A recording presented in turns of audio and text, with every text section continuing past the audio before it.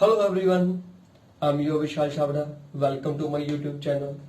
Back again with our next topic of class 10th magnetic effect of electric current ਜਿਹੜਾ ਆਪਾਂ chapter last video ਦੇ ਵਿੱਚ ਕਰ ਰਹੇ ਸੀ ਕਿ ਜੀ ਆਪਣੀ ਥਰਡ ਪਾਰਟ ਨਾ ਹੁਣ ਆਪਾਂ ਸਟਾਰਟ ਕਰ ਰਹੇ ਹਾਂ ਦਾ ਫੋਰਥ ਪਾਰਟ ਵੀਡੀਓ ਦਾ ਉਸ ਟੌਪਿਕ ਦੇ ਨਾਲ ਰਿਲੇਟ ਕਰ ਰਹੇ ਹਾਂ ਜੀ next topic electromagnetic induction what is electromagnetic induction ਤੁਹਾਨੂੰ ਡਿਸਕਸ ਕਰਦੇ ਹਾਂ ਛੋਟੀ ਜਿਹੀ ਐਗਜ਼ਾਮਪਲ ਦੇ ਨਾਲ ਸਪੋਜ਼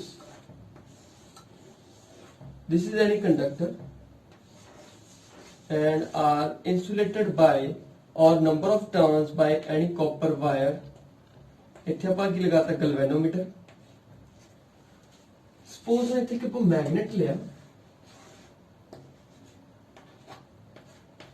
ਮੈਗਨੇਟ ਨੂੰ ਆਪਾਂ ਇਹਦੇ ਅੰਦਰ ਮੂਵ ਕਰਵਾ ਰਹੇ ਕਿਦੇ ਇਸ ਰਿੰਗ ਦੇ ਹੋਲੋ ਰਿੰਗ ਦੇ ਸੋਲਿਨੋਇਡ ਦੇ ਅੰਦਰ ਦੀ ਗੱਲ ਕਰ ਰਹੇ ਹਾਂ ਜਦੋਂ ਮੈਗਨੇਟ ਦੇ ਅੰਦਰ ਜਾਏਗਾ ਤੇ ਇਸ ਗੈਲਵੇਨੋਮੀਟਰ ਤੇ ਕੀ ਸ਼ੋ ਹੋਏਗੀ ਡਿਫਲੈਕਸ਼ਨ ਗੈਲਵੇਨੋਮੀਟਰ ਦਾ ਕੰਮ ਕੀ ਹੈ ਕਰੰਟ ਨੂੰ ਡਿਟੈਕਟ ਕਰਨਾ it shows deflection when the current is passes through galvanometer ਹਾਂਜੀ ਜਦੋਂ ਇਹਦੇ ਵਿੱਚ ਕਰੰਟ ਪਾਸ ਕਰਦਾ ਹੈ ਉਦੋਂ ਹੀ ਕੀ ਸ਼ੋ ਕਰਦਾ ਹੈ ਡਿਫਲੈਕਸ਼ਨ ਸ਼ੋ ਕਰਦਾ ਹੈ that means ਜਦੋਂ ਮੈਗਨੇਟ ਨੂੰ ਮੂਵ ਕਰਵਾਇਆ ਅੰਡਰ ਸਟੇਸ਼ਨਰੀ ਕੰਡਕਟਰ ਹਾਂਜੀ ਜਦੋਂ ਮੈਗਨੇਟ ਨੂੰ ਮੂਵ ਕਰਵਾਇਆ ਅੰਡਰ ਸਟੇਸ਼ਨਰੀ ਕੰਡਕਟਰ ਤਾਂ ਕੀ ਪ੍ਰੋਡਿਊਸ ਹੋਇਆ EMF ਪ੍ਰੋਡਿਊਸ ਹੋਈ ਕਰੰਟ ਪ੍ਰੋਡਿਊਸ ਹੋਇਆ so the electromagnetic induction is defined as when a conductor is moving under stationary magnetic field or magnet is moving under stationary conductor. In both the cases it produces EMF or electric current. This is called electromagnetic induction and this is the principle of our next topic electric generator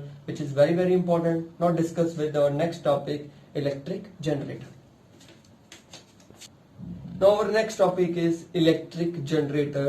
So ਜਿਹੜਾ ਆਪਣਾ last topic ਸੀ electromagnetic induction ਉਹਦੇ ਨਾਲ ਹੀ ਹੁਣ ਆਪਾਂ ਇਹਨੂੰ discuss ਕਰਦੇ ਹਾਂ ਉਹਦੇ ਨਾਲ ਹੀ ਰਿਲੇਟ ਕਰਦੇ ਹਾਂ so what is the principle of electric generator ਸਭ ਤੋਂ ਪਹਿਲਾਂ ਇਲੈਕਟ੍ਰਿਕ ਜਨਰੇਟਰ ਹੁੰਦਾ ਕੀ ਹੈ what is electric generator a device which converts mechanical energy into electrical energy ਕਹਿੰਦਾ ਜਿਹੜਾ ਡਿਵਾਈਸ ਮਕੈਨੀਕਲ એનર્ਜੀ ਨੂੰ ਇਲੈਕਟ੍ਰਿਕ એનર્ਜੀ ਦੇ ਵਿੱਚ ਚੇਂਜ ਕਰਦਾ ਉਹਨੂੰ ਕੀ ਕਹਿ ਦਿੰਦੇ ਆਪਾਂ ਜਨਰੇਟਰ ਕਹਿ ਦਿੰਦੇ ਜਿਹੜਾ ਇਲੈਕਟ੍ਰਿਸਿਟੀ ਪ੍ਰੋਡਿਊਸ ਕਰਦਾ ਆਪਾਂ ਡੇਲੀ ਯੂਜ਼ ਦੇ ਵਿੱਚ ਆਪਣੀ ਹੋਮਸ ਅਪਲਾਈਸਸ और इंडस्ट्रीज ਦੇ ਵਿੱਚ ਜਨਰੇਟਰ ਯੂਜ਼ ਕਰਦੇ ਆ ਇਲੈਕਟ੍ਰਿਸਿਟੀ ਨੂੰ ਪ੍ਰੋਡਿਊਸ ਕਰਨ ਦੇ ਲਈ ਸੋ ਤਾਂ ਦੇਖਦੇ ਹਾਂ ਕਿ ਆਪਾਂ ਉਹਦਾ ਪ੍ਰਿੰਸੀਪਲ ਕੀ ਹੈ ਫਿਰ ਉਸ ਤੋਂ ਬਾਅਦ ਉਹਦੀ ਵਰਕਿੰਗ ਡਾਇਗਰਾਮ ਐਂਡ ਕੰਸਟਰਕਸ਼ਨ ਦੇ ਨਾਲ ਡਿਸਕਸ ਕਰਾਂਗੇ ਤਾਂ first is the principal of electric generator ਤਾਂ ਦੇਖੋ it is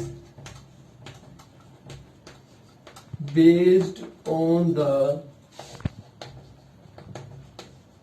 principle of electromagnetic induction. It is based on the principle of electromagnetic induction. ਆਪਾਂ ਲਾਸਟ ਆਰਟੀਕਲ ਦੇ ਵਿੱਚ ਗੱਲ ਕੀਤੀ ਵੀ ਇੰਡਕਸ਼ਨ ਕੀ ਹੈ when a magnet or a conductor ਜਦੋਂ ਕੋਈ ਮੈਗਨੇਟ ਨੂੰ ਸਟੇਸ਼ਨਰੀ ਕੰਡਕਟਰ ਦੇ ਅੰਡਰ ਮੂਵ ਕਰਵਾਇਆ ਜਾਂਦਾ ਹੈ ਔਰ ਜਾਂ ਕਿਸੇ ਕੰਡਕਟਰ ਨੂੰ ਅੰਡਰ ਸਟੇਸ਼ਨਰੀ ਮੈਗਨੈਟਿਕ ਫੀਲਡ ਦੇ ਅੰਡਰ ਮੂਵ ਕਰਵਾਇਆ ਜਾਂਦਾ ਹੈ in both the cases it produces EMF or electric current so ਉਸ ਪ੍ਰਿੰਸੀਪਲ ਦੇ ਬੇਸ ਤੇ ਹੀ ਇਹ ਆਪਣਾ ਜਿਹੜਾ ਟੌਪਿਕ ਹੈ ਡਿਸਕਸ ਕਰਨਾ ਹੈ ਜੀ ਨੈਕਸਟ ਆਪਾਂ ਡਿਸਕਸ ਕਰਦੇ ਹਾਂ ਡਾਇਗਰਾਮ ਔਰ ਇਹਦੀ ਕੰਸਟਰਕਸ਼ਨ ਐਂਡ ਵਰਕਿੰਗ ਦੇ now diagram is similarly resemble same as electric motor but difference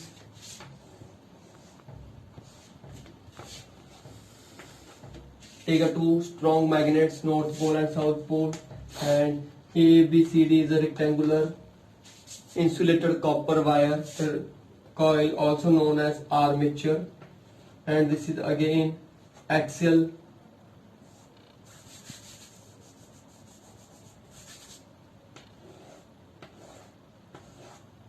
okay ji this is called axle and here it is two rings ठीक है R1 R2 and it is connected with the brushes B1 and brushes B2 so this brushes is connected to our galvanometer or battery ਜਿਹਦੇ ਵਿੱਚ ਆਪਾਂ energy ਨੂੰ ਕੀ ਕਰਨਾ store ਕਰਨਾ so now discuss with this is the slip rings कह देंगे या commutator कह देंगे ਰਿੰਗਸ ਦਾ ਕੰਮ ਕੀ ਹੈ, ਐਵਰੀ ਹਾਫ ਰੋਟੇਸ਼ਨ ਕਰੰਟ ਦੀ ਡਾਇਰੈਕਸ਼ਨ ਨੂੰ ਕੀ ਕਰਨਾ, ਰਿਵਰਸ ਕਰਨਾ। ਉਹਦੇ ਵਿੱਚ ਸਪਲਿਟ ਰਿੰਗਸ, ਇਹਦੇ ਵਿੱਚ ਸਲਿਪ ਰਿੰਗਸ ਨੇ। ਸਿੰਪਲ ਦੇਖੋ ਧਿਆਨ ਨਾਲ, ਹੁਣ ਸਪੋਜ਼ ਜਦੋਂ ਆਪਾਂ ਇਸ ਕੋਇਲ ਨੂੰ ਕੀ ਕਰਨਾ, ਰੋਟੇਟ ਕਰਾਣਾ, ਕੋਇਲ ਰੋਟੇਟ ਕਰੇਗੀ ਜੀ ਆਪਣੀ, ਵੈਨ ਕੋਇਲ रोटेट करेगी, पहला ए बी की जाएगा मैग्नेटिक फील्ड है तो एक्सपीरियंस फोर्स होगी, ए बी अपना अपवर्ड जाएगा, सी डी अपना डाउनवर्ड जाएगा। And first half rotation they time current produce होएगा जिस रिंग्स दे उत्ते, ते रिंग्स दे थ्रू किधर जाएगा, गैल्वेनोमीटर। एंड फर्स्ट केस दे विच जाएगा B1 तो B2। सपोज जेड़ा करंट गया अपना किधर गया, B1 तो B2। After half rotation in another half rotation जेड़ा CD है in this side and AB is on this side, so हम AB अपना डाउनवर्ड जाएगा, CD अपवर्ड जाएगा और करंट की डायरेक्शन भी की हो जाएगी, रिवर्स हो जाएगी। करंट आएगा next case they which B2 to B1, B2 to B1। so in first case current going from B1 to B2 and next is B2 to B1। so this current is called alternating current, AC current। it always flows in the shape of wave or in the form of wave। and the DC current, this is called AC generator। and what is the difference between AC generator and DC generator? In this it is used as split rings or slip rings, but in DC generator it is used as a commutator। commutator ਦਾ ਕੰਮ ਕੀ ਹੈ, ਜਿਹੜਾ current ਹੈ ਉਹ ਇੱਕੋ ਹੀ direction ਦੇ ਵਿੱਚ ਕੀ ਕਰਵਾਣਾ, flow ਕਰਵਾਣਾ। ਪਰ DC ਜਨਰੇਟਰ ਦੀ ਜਿਹੜੀ ਡਾਇਗਰਾਮ ਹੈ ਇਦਾਂ ਬਣਦੀ ਹੈ, it is flow in straight conductor direct current, or this is alternating current। it forms in the shape of waves, two waves, positive and negative। it always flow in single wave, one wave or in a single direction। in DC generator uses commutator and in AC generator it uses slip rings or split rings। so this is the working of electric generator, two coils, two magnetic fields and insulated copper wire rotating under the magnetic field। same principle लग रहा है अपना electromagnetic induction। ਜਦੋਂ coil rotate करेगी under magnetic field ਕੀ produce होएगा, EMF कितने आएगा जी, अपनी rings दे उत्ते, और rings दे through करंट प्रोड्यूस होएगा under the galvanometer ਤੇ ਕੀ शो होएगी, डिफ्लेक्शन शो होएगी। फर्स्ट टाइम राइट डिफ्लेक्शन हो सकती है, सेकंड टाइम लेफ्ट डिफ्लेक्शन हो सकती है। तो बोथ केसेस ਦੇ ਵਿੱਚ ਆਪਣੇ ਕੋਲ ਕੀ ਆਏਗੀ, ਇੱਕ ਵੇਵ ਪ੍ਰੋਡਿਊਸ ਹੋਏਗੀ ਜਿਹਨੂੰ ਕੀ ਕਹਿੰਦਾ ਆਪਾਂ AC करंट ਦਾ ਨਾਮ ਦਿੱਤਾ। this is called AC generator। and the difference between AC generator and DC generator is in AC generator uses slip rings and in DC generator uses commutator। so this is our electric generator and it is used in industries, homes for producing electricity when power is cut। next topic is domestic electric circuit। so firstly अपने घर ਦੇ ਵਿੱਚ ਜਿਹੜਾ circuit ਹੁੰਦਾ ਹੈ, ਤਿੰਨ virus ਲੱਗੀ ਹੁੰਦੀਆਂ। ਪਹਿਲੀ ਗੱਲ live wire, neutral wire and earth wire। live wire is of red color, neutral wire is of black color and earth wire is of for green color। so there are three wires and firstly now we will discuss ਜਿਹੜਾ ਆਪਣੇ ਘਰ ਦੇ ਵਿੱਚ circuit ਹੈ ਉਹ ਕਿਸ condition ਦੇ ਵਿੱਚ ਲੱਗਿਆ ਹੁੰਦਾ ਹੈ, पैरेलल combination ਦੇ ਵਿੱਚ और series combination ਦੇ ਵਿੱਚ। so we will discuss with this। so firstly we will discuss series combination and then parallel combination।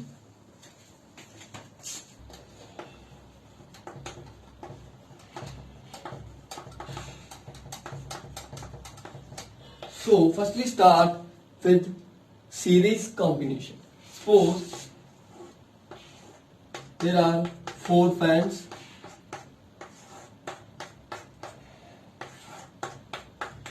connected in series, all the 4 fans connected in series with one switch, so ਚਾਰੋਂ ਦੇ ਚਾਰੋਂ ਇੱਕੋ ਹੀ switch ਨਾਲ connected ਨੇ with series. ਸੋ ਜੇ ਇੱਕ switch ਨੂੰ on ਕਰਾਂਗੇ ਚਾਰੋਂ ਫੈਨ ਕੀ ਹੋ ਜਾਣਗੇ, ਡਾਇਰੈਕਟਲੀ ਅਪਲਾਈਐਂਸਸ ਯੂਜ਼ ਹੋਣ ਲੱਗ ਜਾਏਗਾ, ਮਤਲਬ ਇੱਕੋ ਕੰਡੀਸ਼ਨ ਦੇ ਵਿੱਚ ਆ ਜਾਣਗੇ। ਔਰ we know that in series voltage ਕੀ ਹੋ ਜਾਏਗੀ, ਤੁਹਾਡੀ ਪੋਟੈਂਸ਼ੀਅਲ ਡਿਫਰੈਂਸ ਕੀ ਹੋ ਜਾਏਗਾ, डिफरेंट हो जाएगी। but we know that in our home all the appliances are working at 220 volt. So किसी को ज्यादा चल जाएगी, किसी को घट चलेगी, और ये चीजें की हो जाएंगी, कुछ स्लो चलेगा, कुछ फास्ट प्रोड्यूस होएगा। और जे सपोज एक फैन की लोड है तो तीनों की करने के वर्किंग ਦੇ ਵਿੱਚ ਰਹਿਣਗੇ, so it is a wastage of current. And the third disadvantage is that suppose ਆ ਵਾਲਾ ਫੈਨ ਆਪਣਾ ਕੀ ਹੋ ਜੇ, ਡਿਸਪੋਇਲ ਹੋ ਜੇ, ਖਰਾਬ ਹੋ ਜੇ, ਡੈਮੇਜ ਹੋ ਜੇ, ਕੁਝ ਇਹਦੇ ਵਿੱਚ ਫਾਲਟ ਆ ਗਿਆ, ਬਟ ਆਪਾਂ ਨੂੰ ਨਹੀਂ ਪਤਾ ਕਿਹੜੇ ਵਿੱਚ ਆ ਰਿਹਾ ਫਾਲਟ, ਤਾਂ ਚਾਰੋਂ ਕੀ ਹੋ ਜਾਣਗੇ, ਸਟਾਪ ਹੋ ਜਾਣਗੇ, ਬਿਕੋਜ਼ ਸਰਕਟ ਕੀ ਹੋ ਗਿਆ, ਸਟਾਪ ਹੋ ਗਿਆ। ਸੋ ਆਪਾਂ ਨੂੰ ਚਾਰਾਂ ਨੂੰ ਟਾਈਮ ਟੂ ਟਾਈਮ ਨਾਲ ਕੀ ਕਰਨਾ ਪਏਗਾ, ਚੈੱਕ ਕਰਨਾ ਪਏਗਾ, ਜਿਹਦੇ ਕਰਕੇ ਵੇਸਟੇਜ ਆਫ ਆਪਣਾ ਕੀ ਹੈ, ਟਾਈਮ ਹੈ। ਸੋ ਦਿਸ ਕੰਡੀਸ਼ਨ ਆਪਣੇ ਘਰ ਦੇ ਵਿੱਚ ਜਿਹੜਾ ਡੋਮੈਸਟਿਕ ਇਲੈਕਟ੍ਰਿਕ ਸਰਕਟ ਹੈ ਉਹ ਕਾਹਦੇ ਵਿੱਚ ਲੱਗਿਆ ਹੁੰਦਾ, ਪੈਰਲਲ ਦੇ ਵਿੱਚ। ਹਰ ਇੱਕ ਸਵਿਚ ਦੇ ਲਈ, ਹਰ ਇੱਕ ਐਪਲਾਈਐਂਸਿਸ ਦੇ ਲਈ ਅਲੱਗ ਸਵਿਚ ਅਪਲਾਈ ਕੀਤੀ ਜਾਂਦੀ ਹੈ। ਸੋ ਜਿਸ ਟਾਈਮ ਤੇ ਜਿਹਦੀ ਲੋੜ ਹੈ ਉਸ ਨੂੰ ਚਲਾਇਆ ਜਾਵੇ, ਔਰ ਜੇ ਇੱਕ ਵਾਰ ਕੋਈ ਡੈਮੇਜ ਹੋ ਜੇ ਤਾਂ ਡਾਇਰੈਕਟਲੀ ਉਸੇ ਨੂੰ ਹੀ ਕੀ ਕੀਤਾ ਜਾਵੇ, ਚੈੱਕ ਕੀਤਾ ਜਾਵੇ। ਸੋ ਇਹਦੇ ਨਾਲ ਵੇਸਟੇਜ ਨਹੀਂ ਹੋਏਗੀ ਕਰੰਟ ਦੀ, ਟਾਈਮ ਦੀ ਵੇਸਟੇਜ ਨਹੀਂ ਹੈ, ਔਰ ਵੋਲਟੇਜ ਹੈ ਜਿਹੜੀ ਪੋਟੈਂਸ਼ੀਅਲ ਡਿਫਰੈਂਸ ਹੈ ਹਰ ਇੱਕ ਕੋਲ ਕੀ ਪਹੁੰਚੇਗਾ, ਪ੍ਰੋਪਰ ਵੇ ਦੇ ਨਾਲ ਸਪਲਾਈ ਹੋਏਗਾ। ਸੋ ਜਿਹਦੇ ਕਰਕੇ ਓਵਰਲੋਡਿੰਗ ਨਹੀਂ ਹੋਏਗੀ ਕਰੰਟ ਦੀ। ਔਰ ਇੱਕ ਸਵਿਚ ਤੇ ਜਦੋਂ ਕੋਈ ਚਾਰ ਚੀਜ਼ਾਂ ਇਕੱਠੇ ਚੱਲਣਗੀਆਂ ਤਾਂ ਉਹਦੇ ਓਵਰਲੋਡਿੰਗ ਹੋ ਕੇ ਸ਼ਾਰਟ ਸਰਕਟ ਹੋਣ ਦਾ ਵੀ ਡਰ। ਸੋ ਦਿਸ ਕਰਕੇ ਜਿਹੜਾ ਆਪਣਾ ਡੋਮੈਸਟਿਕ ਸਰਕਟ ਦੇ ਵਿੱਚ ਜਿਹੜਾ ਅਪਲਾਈਐਂਸਿਸ ਯੂਜ਼ ਕਰਦੇ ਆ ਆਪਾਂ, ਪੈਰਲਲ ਕੰਬੀਨੇਸ਼ਨ ਯੂਜ਼ ਕਰਦੇ ਆ instead of series combination. So now next question is green wire or earth wire. What is the use of green wire or earth wire? क्यों लगाई जाती है किसी भी appliances ਦੇ ਨਾਲ? ज्यादातर ਇਹ यूज करते हैं जी ਆਪਾਂ metal appliances ਦੇ ਨਾਲ और heavy appliances ਦੇ ਨਾਲ। Suppose ਕਿਸੇ metal body या कोई किसी भी appliances ਦੀ, suppose कोई cooler है, washing machine है, etc. जो ਉਸ ਵਿੱਚ ਕੀ ਆ ਜੇ, ਕਰੰਟ ਅਪਲਾਈ ਹੋ ਜੇ, ਤਾਂ ਜਿਹੜਾ ਅਰਥ ਵਾਇਰ ਹੈ, ਗ੍ਰੀਨ ਵਾਇਰ ਹੈ, ਜੇ ਉਸ ਬੋਡੀ ਨੂੰ ਕੀ ਆ ਜੇ, ਮੈਟਲ ਬੋਡੀ ਦੇ ਉੱਤੇ ਕਰੰਟ ਆ ਜੇ, ਅਰਥ ਵਾਇਰ ਦਾ ਕੰਮ ਕੀ ਹੈ, ਉਸ ਕਰੰਟ ਨੂੰ ਕੀ ਕਰ ਦੇਣਾ, ਅਰਥ ਕਰ ਦੇਣਾ, ਜਿਹਦੇ ਕਰਕੇ ਡੈਮੇਜ ਹੋਣ ਤੋਂ ਜਾਂ ਸ਼ੌਕ ਤੋਂ ਕੀ ਕਰ ਲੇਗਾ, ਆਪਾਂ ਨੂੰ ਪ੍ਰੀਵੈਂਟ ਕਰੇਗਾ। ਇਟ ਪ੍ਰੀਵੈਂਟਸ ਫਰੋਮ ਸ਼ੌਕ from that metal body in the from the high current. ਜਿਹੜਾ ਮੈਟਲ ਬੋਡੀ ਤੇ ਹਾਈ ਕਰੰਟ ਆਇਆ ਉਸ ਤੋਂ ਕੀ ਕਰ ਲਿਆ, ਉਹਨੂੰ ਆਪਾਂ ਨੂੰ ਪ੍ਰੀਵੈਂਟ ਕਰ ਲਿਆ। ਕਿਹੜੀ ਵਾਇਰ ਨੇ, ਅਰਥ ਵਾਇਰ ਨੇ। ਜਿਹੜਾ ਹਾਈਲੀ ਕਰੰਟ ਸੀ ਉਹਨੂੰ ਕੀ ਕਰਤਾ, ਉਹਨੇ ਅਰਥ ਕਰਤਾ। ਅਰਥ ਕਰਨਾ ਮਤਲਬ ਅਰਥ ਸਪਲਾਈ ਹੋ ਗਿਆ, ਜਿਸ ਕਰਕੇ ਆਪਾਂ ਨੂੰ ਸ਼ੌਕ ਤੋਂ ਕੀ ਹੋ ਗਿਆ, ਪ੍ਰੀਵੈਂਟ ਹੋ ਗਿਆ। ਹਾਂਜੀ, ਆਪਣੇ ਡੋਮੈਸਟਿਕ ਦੇ ਵਿੱਚ ਇੱਕ ਹੋਰ very very important applies use ਕਰਦੇ ਆ ਆਪਾਂ, fuse. Fuse is a very small device which prevents from short circuit. ਜਿਹੜਾ ਆਪਾਂ ਨੂੰ ਕੀ ਪ੍ਰੀਵੈਂਟ ਕਰਦਾ, ਸ਼ਾਰਟ ਸਰਕਟ ਤੋਂ। ਐਕਚੁਅਲ ਵਿੱਚ ਸ਼ਾਰਟ ਸਰਕਟ ਕਦੋਂ ਹੁੰਦਾ, ਸਪੋਜ਼ ਜਦੋਂ live wire actually it's positive and neutral wire which is black and red wire, ਜਦੋਂ both ਦੋਨੋਂ ਆਪਸ ਦੇ ਵਿੱਚ ਕੀ ਹੋ ਜਾਂਦਾ, ਦੋਨਾਂ ਦਾ ਕੰਟੈਕਟ ਹੋ ਜਾਂਦਾ। ਜਦੋਂ ਦੋ ਵਾਇਰਸ ਨੇ, ਦੋ ਵਾਇਰ ਦਾ ਕੰਟੈਕਟ ਆਪਸ ਦੇ ਵਿੱਚ ਹੋ ਜਾਏਗਾ ਤਾਂ ਜਿਹੜਾ ਕਰੰਟ ਹੈ ਬਹੁਤ ਜ਼ਿਆਦਾ ਇਨਕਰੀਜ਼ ਹੋ ਜਾਏਗਾ, ਰੈਜ਼ਿਸਟੈਂਸ ਬਹੁਤ ਘਟ ਜਾਏਗੀ, ਕਰੰਟ ਐਪਰੀਟਿਵਲੀ ਇਨਕਰੀਜ਼ ਹੋਏਗਾ ਇਨ ਕੰਡਕਟਰ ਦੇ ਵਿੱਚ। ਤਾਂ ਇਹਦੇ ਕਰਕੇ ਜਦੋਂ ਕਰੰਟ ਹਾਈਲੀ ਪ੍ਰੋਡਿਊਸ ਹੋਏਗਾ ਤਾਂ ਉਹਦੇ ਨਾਲ ਜਿਹੜੀ ਵੀ ਐਪਲਾਈਐਂਸਿਸ ਹੋਏਗੀ ਉਹ ਕੀ ਹੋ ਜਾਏਗੀ, ਸ਼ਾਰਟ ਸਰਕਟ ਹੋ ਜਾਏਗੀ। ਇਸ ਅਪਲਾਈਐਂਸਿਸ ਔਰ ਸ਼ਾਰਟ ਸਰਕਟ ਤੋਂ ਬਚਾਉਣ ਦੇ ਲਈ ਆਪਾਂ ਕੀ ਯੂਜ਼ ਕਰਦੇ ਆ, ਫਿਊਜ਼ ਯੂਜ਼ ਕਰਦੇ ਆ। ਫਿਊਜ਼ ਕੀ ਹੈ ਜੀ, ਇੱਕ ਸਮਾਲਰ ਡਿਵਾਈਸ ਹੈ ਜਿਹਦੇ ਵਿੱਚ ਬਹੁਤ ਹੀ ਬਰੀਕ ਵੈਰੀ ਥਿਨ ਵਾਇਰ ਯੂਜ਼ ਕੀਤੀ ਜਾਂਦੀ ਜਦੋਂ ਹਾਈਲੀ ਵੋਲਟੇਜ ਕਰੰਟ ਅਪਲਾਈ ਹੁੰਦਾ ਹੈ। Highly voltage current is applied from this fuse and this wire is melted and stops the current and prevent the home from short circuiting or any other damage. Short circuiting ਹੋਰ ਵੀ ਕਿਸੇ ਚੀਜ਼ ਨਾਲ ਹੋ ਸਕਦਾ। Suppose ਇੱਕ switch ਦੇ ਉੱਤੇ ਆਪਾਂ ਨੰਬਰ ਆਫ ਐਪਲਾਈਐਂਸਿਸ ਯੂਜ਼ ਕਰ ਰਹੇ ਹਾਂ, ਓਵਰਲੋਡਿੰਗ ਦੇ ਥਰੂ ਨਾਲ ਵੀ ਕੀ ਹੋ ਜਾਂਦਾ, ਸ਼ਾਰਟ ਸਰਕਟ ਜੀ ਹੋ ਜਾਂਦਾ। ਤੇ ਇਹ ਸਾਰਾ ਸੀਗਾ ਆਪਣਾ ਡੋਮੈਸਟਿਕ ਇਲੈਕਟ੍ਰਿਕ ਸਰਕਟ। ਘਰ ਦੇ ਵਿੱਚ ਜਿਹੜਾ ਆਪਾਂ ਡੋਮੈਸਟਿਕ ਘਰ ਦੇ ਨਾਲ ਜਿਹੜਾ ਸਪਲਾਈ ਯੂਜ਼ ਕਰਦੇ ਆ ਵੀ ਕਿਸ ਤਰ੍ਹਾਂ ਨਾਲ ਸਪਲਾਈ ਹੁੰਦੀ ਹੈ, ਉਹ ਕਿਹੜੀ ਕਿਹੜੀ ਚੀਜ਼ਾਂ ਯੂਜ਼ ਕੀਤੀ ਜਾਂਦੀਆਂ, ਔਰ fuse is very very important for this. ਪਰ ਅੱਜ ਕੱਲ ਮਤਲਬ today we will use MCBs, magnetic chip board, ਜਿਹੜੇ ਆਟੋਮੈਟਿਕਲੀ ਜਦੋਂ ਕਰੰਟ ਹਾਈ ਹੋਏਗਾ ਤਾਂ ਜਿਹੜਾ ਮੈਗਨੇਟਿਜ਼ਮ ਦੇ ਅਕੋਰਡਿੰਗ ਉਹਨਾਂ ਨੂੰ ਕੀ ਕਰ ਦੇਗਾ, ਡਾਊਨਵਰਡ ਕਰ ਦੇਗਾ, ਔਰ ਹਾਈਲੀ ਕਰੰਟ ਕੀ ਹੋ ਜਾਏਗਾ, ਸਟਾਪ ਹੋ ਜਾਏਗਾ।